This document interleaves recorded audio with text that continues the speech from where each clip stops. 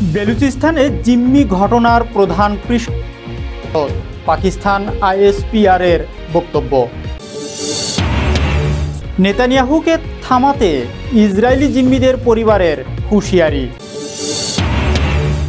গাজায় যুদ্ধবিরতি বাড়ানোর প্রস্তাব দিল যুক্তরাষ্ট্র, হামাসকে হুঁশিয়ারি। যুদ্ধবিরতি কার্যকরে পুতিনের শর্তগুলো কি কি? 43 দেশের উপর নিষেধাজ্ঞা দেওয়ার কথা ভাবছে মার্কিন যুক্তরাষ্ট্র।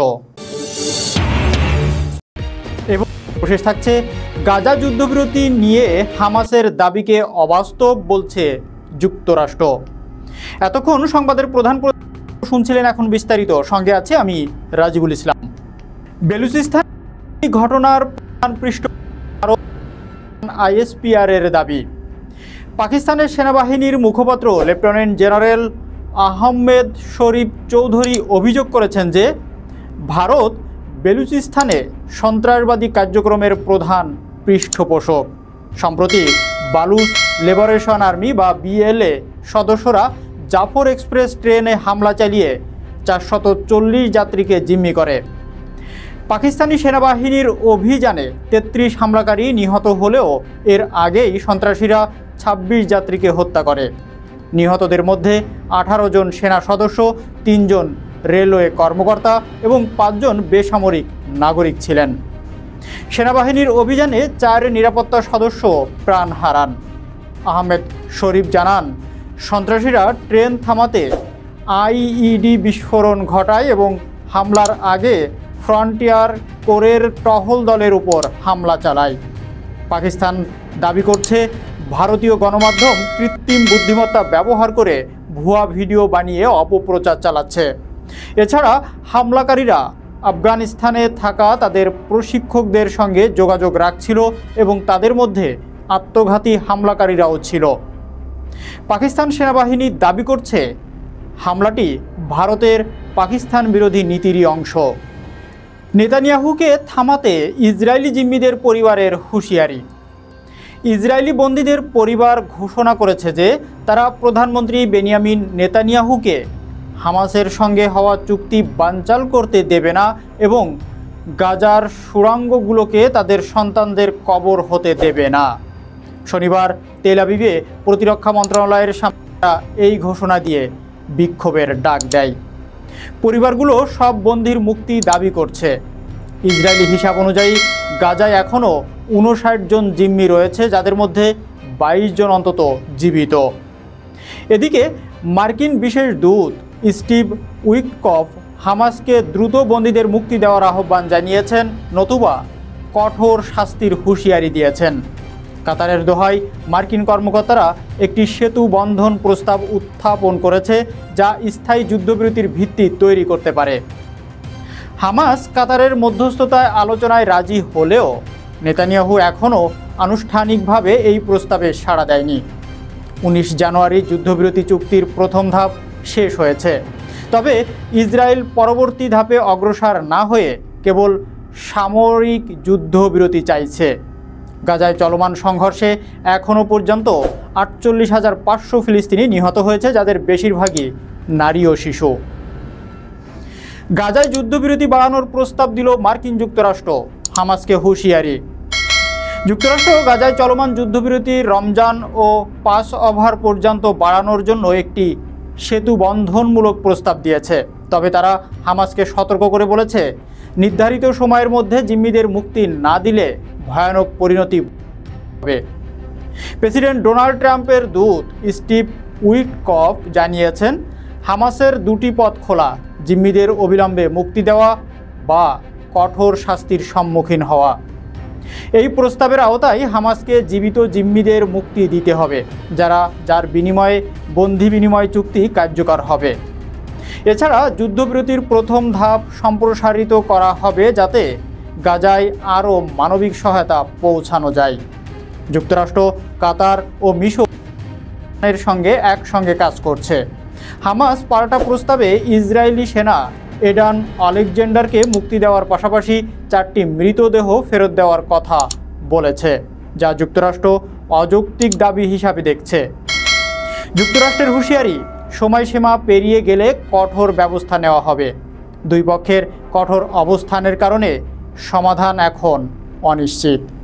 যুদ্ধবিরতি কার্যকরে পুতিনের শর্তগুলো কি?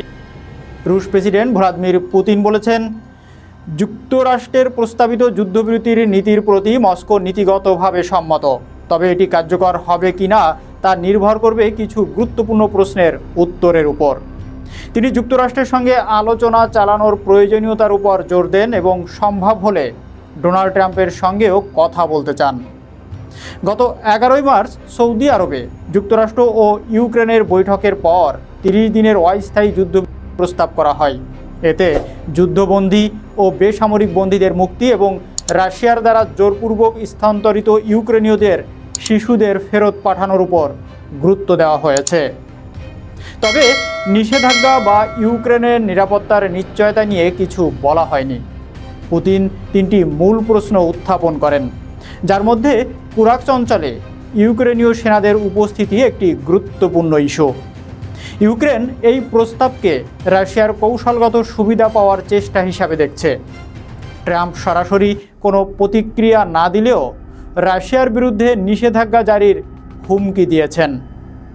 মস্কো যুদ্ধবিরতিতে রাজি হবে কি না তা যুক্তরাষ্ট্রের সঙ্গে সরাসরি আলোচনার উপর নির্ভর করছে। 43 দেশের উপর নিষেধাজ্ঞা দেওয়ার কথা ভাবছে মার্কিন যুক্তরাষ্ট্র। মার্কিন প্রেসিডেন্ট ডোনাল্ড ট্রাম্প প্রশাসন 43টি দেশের নাগরিকদের উপর নতুন ভ্রমণ নিষেধাজ্ঞা আরোপের পরিকল্পনা করছে, যা আগের নিষেধাজ্ঞার তুলনায় আরও বিস্তৃত হবে। নিউ ইয়র্ক টাইমসের প্রতিবেদনে বলা হয়েছে, কূটনৈতিক ও নিরাপত্তা কর্মকর্তারা দেশগুলোকে লাল, কমলা ও হলুদ ক্যাটাগরিতে ভাগ করে খসড়া তালিকা প্রস্তুত করেছেন। প্রথম পর্যায়ে 11টি দেশে আফগানিস্তান, ইরান, লিবিয়া, উত্তর কোরিয়া, সিরিয়া ও ইয়েমেন সহ কয়েকটি দেশ রয়েছে যাদের নাগরিকদের ভিসা পুরোপুরি বাতিল হতে পারে। দ্বিতীয় ধাপের দেশগুলোর নাগরিকদের উপর আংশিক নিষেধাজ্ঞা দেওয়া হবে, যা পর্যটন, শিক্ষার্থী, অভিবাসন ভিসায় প্রভাব ফেলবে।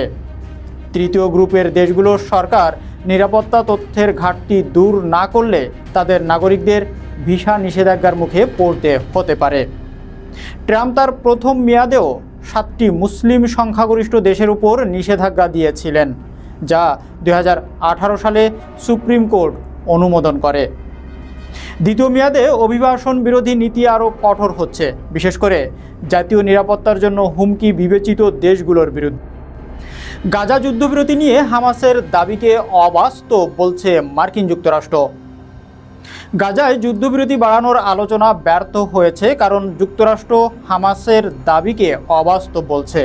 হামাস কাতারের আলোচনায় তাদের দাবি উত্থাপন করলেও ইসরায়েল এখনও আনুষ্ঠানিক কোনো মন্তব্য করেনি।